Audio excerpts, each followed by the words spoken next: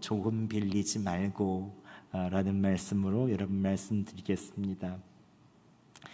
제가 이 말씀 제목을 정하고 제 아내가 이 말씀 제목을 보더니 갑자기 제가 계속 마음으로 조금 빌리지 말고 그랬더니 뭘 자꾸 빌려 그러는 거예요. 예, 제목이 참 좋지 않습니까? 조금 빌리지 말고. 예, 뭔가 많이 빌려야 될 것 같은 그런 생각이 들죠.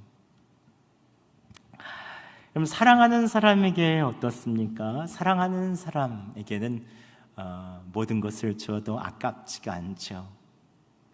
내가 누군가에게 무엇을 주어도 아깝다면 좀 사랑이 식어진 것입니다.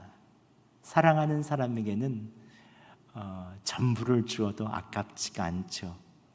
사랑의 크기만큼 우리는 무언가를 주어도 아깝지 않다는 마음이 듭니다. 줘도 또 주고 싶고 더 주고 싶은 것이 바로 사랑 때문이죠. 사랑을 안 해보셨나 봐요. 뭐 이렇게 나는 모르겠다 하는 표정으로 이렇게 가만히 계신가요? 사랑해본 사람은 알죠. 뭔가 주고 싶죠. 그렇죠?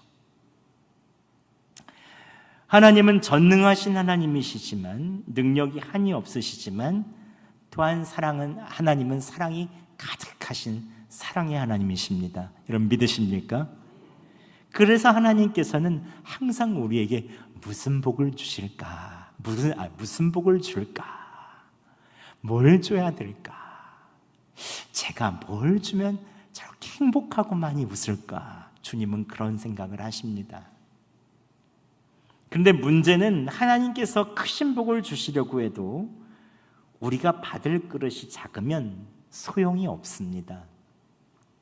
상대방은 나에게 쌀 한 가마리를 주려고 이만큼 준비하는데 우리가 간장종지를 가지고 가 있다면 우리는 간장종지밖에 쌀을 얻지 못할 것입니다. 즉 주는 사람은 엄청난 많은 사랑과 엄청난 많은 능력으로 많은 것을 주려고 하는데 받을 사람의 그릇이 작으면 아무리 많이 주어도 계속해서 흐르고 많이 받지 못하는 것이죠. 넘쳐버리는 것이죠. 그래서 받는 그릇을 작은 그릇에서 큰 그릇으로 바꿀 필요가 있습니다. 하나님의 축복도 마찬가지입니다. 하나님께서 아무리 큰 복을 부어주시려고 해도 내 생각이 작고 내 믿음이 작다면 빨리 내 생각의 크기를 좀 크게 할 필요가 있습니다. 그래서 하나님이 나를 통하여 새로운 역사를 펼치실 수 있도록 우리 믿음의 크기나 생각의 크기를 좀 크게 할 필요가 있습니다. 우리의 태도는 이렇게 되면 좋습니다. 불경기이지만 하나님은 여전히 다스리고 계셔 나를 위해서 좋은 일들을 주실 거야. 하나님의 은혜가 나를 호위하고 있어 올해는 내 인생의 최고의 해가 될 거야. 아멘이 크게 안 나오시네요. 여러분의 올해 한 해가 여러분의 최고의 해가 되기를 믿습니다. 이렇게 하셔야죠. 예. 이렇게 생각을 바꾸고 믿음을 바꾸면 주님께서 많은 것들을 우리에게 허락하여 주시죠.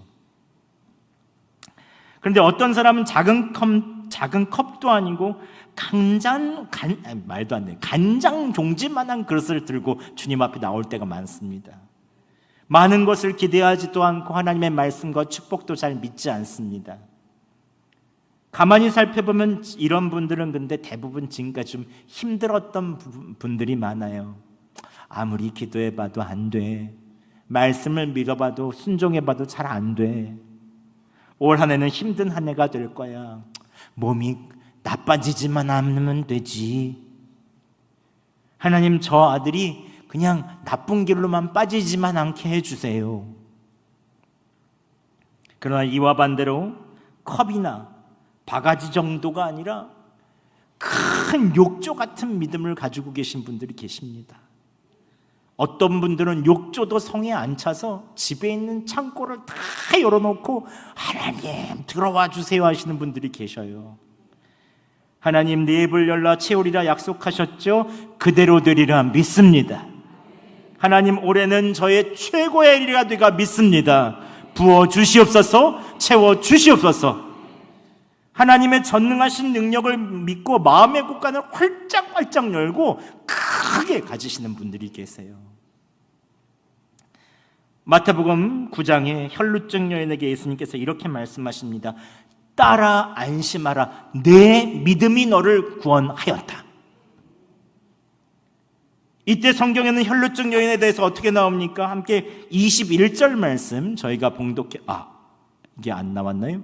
제가 아까 말씀 보냈는데 제가 마태복음 9장 21절 말씀 읽어드리겠습니다. 이는 제 마음에 그 겉옷만 만져도 구원을 받겠다 함이라. 그 마음에 겉옷만 만져도 구원을 받겠다. 이 여인의 마음의 크기가 얼마나 큰 것입니까? 믿음의 크기가 얼마나 큰 것입니까? 혈루증 여인은 마음의 창고를 예수님께 활짝 열었습니다. 예수님께 제 믿음의 창고를 활짝 엽니다. 겉옷만 만져도 낫게 될 줄 믿습니다. 채워 주시옵소서 할 때 하나님께서 그 창고를 그득그득 채워주신 것입니다. 내 믿음이 너를 구원하였다. 여러분의 그릇은 얼마만 합니까? 요 정도? 요 정도? 아니면 이 정도? 여러분의 마음의 그릇은 얼마만 합니까? 아예 그릇이 없는 건 아니시겠죠? 오늘 본문인 열왕기 하에 보면 4장에 남편을 잃은 한 선지자의 제자의 아내가 등장합니다. 즉 남편을 잃은 과부가 나옵니다. 그런데 그 과부는 먹고 살 일이 막막했습니다. 그 와중에 빚까지 져서 이제 빚 준 사람이 두 아들을 데리고 가서 종을 삼으려고 하죠. 빚쟁이들이 나와서 네 아들, 두 아들 내놔라. 내가 이제 대신 종으로 쓰겠다라고 얘기한 거죠. 이 과부는 엘리사에게 눈물로 간절히 아뢰입니다. 나의 남편이 여호와 하나님을 경외한 거 아시죠? 당신의 수하에 들어가서 열심히 주님의 영광을 위해서 했다가 지금 목숨을 잃었잖아요. 이제 빚을 준 사람이 두 아들을 데리고 가서 종을 삼고자 합니다. 어떻게 해야 될까요? 그때 엘리사가 말합니다. 너희 집에 무엇이 있는지 한번 말해봐라. 그때 과부는 우리 집에 기름 한 그릇 외에는 없다 하고 말합니다. 이 당시 기름은 대부분 올리브 기름이었습니다. 그러니까 아마 식용으로 짠 올리브 기름 한 병 있었을 것입니다. 그때 엘리사는 이상한 일을 시킵니다. 함께 3절 말씀 저희 오늘 봉독해 보겠습니다. 시작. 이르되 너는 밖에 나가서 모든 이웃에게 그릇을 빌리라. 빈 그릇을 빌리되 조금 빌리지 말고. 엘리사는 동네 사람에게 가서 빈통을 최대한 빌려오라고 말합니다. 조금 빌리지 말고 많이 빌려오라고 말합니다. 과부는 밖에 나서 통을 몇 개나 빌려왔을까요? 얼마나 큰 통을 빌려왔을까요? 한 10가구가 됐다면 10통, 20가구가 있다면 모든 집마다 들어가서 20통을 빌려왔겠죠. 그녀가 빈통을 빌려왔을 때 엘리사는 이번에 그녀가 가진 기름을 가지고 빈통에 부으라고 이야기합니다. 그때 어떤 일이 벌어집니까? 여인이 아들과 함께 기름을 빈통에 부을 때 기름이 계속 끊어지지 않고 나옵니다. 근데 기름도 보통 기름이 아닙니다. 최고급 엑스트라 버진 올리브유가 계속 나오는 것입니다. 방금 짠 것 같은 엑스트라 버진 최상급 올리브유가 그 기름통에서 계속 쏟아지는 것입니다. 과부는 붓고 또 부었습니다. 하나님께서 남은 통을 다 채우실 때까지 그 적은 기름을 하나님께서는 가장 좋은 기름으로 빌려온 그릇만큼 그득그득 채워주셨습니다. 오늘 이 말씀은 초점은 이것입니다. 기름을 얼마나 많이 가질지 결정한 사람은 과부 자신이었습니다. 만약 과부가 통을 하나만 빌려왔다면 그 통 하나만 찼을 것입니다. 과부가 10통 빌려왔으면 10통, 20통 빌려왔으면 20통, 100통 빌려왔으면 100통이 꽉 찼을 것입니다. 과부가 얼마나 많은 양을 받을지는 하나님께 달려있는 것은 아니에요. 하나님의 공급의 능력은 무한합니다. 하나님의 사랑은 무한합니다. 하나님의 은혜는 무한합니다. 엘리사가 조금 빌리지 말고 모든 집에 가서 빌리라고 당부한 이유는 무엇입니까? 받는 사람의 믿음만큼, 그 마음의 그 그릇의 크기만큼 하나님께서 부어주신다는 것입니다. 이제 저는 여러분에게 여쭤보고 싶습니다. 여러분은 지금까지 몇 통이나 빌리셨습니까? 여러분의 가정과 여러분의 자녀, 여러분의 건강, 여러분의 미래에 대해서 어떤 종류의 비전을 품고 계십니까? 경기가 나빠서 금년은 망하지 않고 버티기만 해도 그나마 다행이야. 자녀가 입에 풀칠하는 정도만 하면 되겠다. 그냥 교회만 다니고 예수 믿기만 해도 좋겠다. 그렇게 생각하십니까? 그렇다면 주님께서는 좋다. 네가 간장 종지를 내미니 그만큼 채워주마. 이렇게 말씀하시겠죠. 이런 식으로 작은 통을 빌려오지 마세요. 이건 하나님의 역사를 제한하는 것입니다. 여러분, 여수웅천에서 한 낚시꾼이 있었습니다. 그런데 이상하게 근처 낚시꾼이 보니 좀 이상했습니다. 큰 고기를 잡으면 놔주고 작은 고기만 잡아가지고 거기 이렇게 바구니 속에 채워넣는 거예요. 이상하다. 거꾸로잖아요. 큰 고기를 놔두고 작은 고기를 방생해야 되는 것 아닙니까? 너무 이상해서 근처의 낚시꾼들이 물어봤습니다. 왜 큰 물고기는 놔주고 작은 물고기만 담습니까? 이렇게 물어봤어요. 그랬더니 이 남자가 그렇게 얘기했다고 합니다. 별다른 이유는 없어요. 우리 집 생선 튀기는 후라이팬이 너무 작아서요. 큰 물고기가 들어가지가 않아요. 작은 물고기만 그래서 남겨놓는 거예요 라고 얘기했습니다. 근데 여러분, 이런 낚시꾼 같은 성도들이 의외로 많습니다.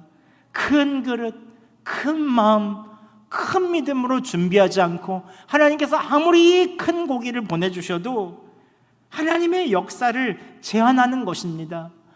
우리 엄마도 작은 후라이팬을 사용하셨고, 우리 할머니도 작은 후라이팬을 사용하셨고, 우리 증조 할머니도 작은 후라이팬을 사용하셨으니 우리는 그렇게 될 거야. 여러분, 그 후라이팬 이제 버리시기 바랍니다. 이제 주님께서 주시려고 하시는 큰 물고기만큼 큰 후라이팬 준비하세요. 예. 여러분, 오늘 엘리사의 말을 기억하시기 바랍니다. 조금 빌리지 말고 더 큰 그릇, 큰 마음, 큰 믿음 가지고 나오시기 바랍니다. 주님께는 항상 그것이 필요합니다. 주님의 능력은 무한합니다. 주님의 사랑은 무한합니다. 주님, 오늘 제가 큰 그릇 가지고 나왔습니다. 경기가 나쁠지라도 하나님의 능력은 크신 줄 믿습니다.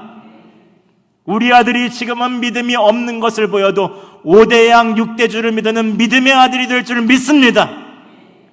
예수님을 만나고 꿈이 생기고 비전이 커져서 하나님께 헌신된 그 아들이 될 줄 믿습니다. 하나님께서는 우리에게 복을 차고 넘치도록 부어주시기를 원하십니다.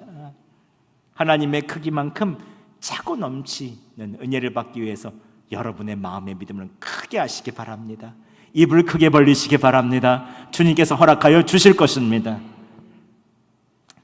여성동교회에도 하나님께서 무한히 많은 복과 기회를 준비해 놓고 계십니다. 여러분, 성동교회의 무대는 여수가 아닙니다. 믿으십니까?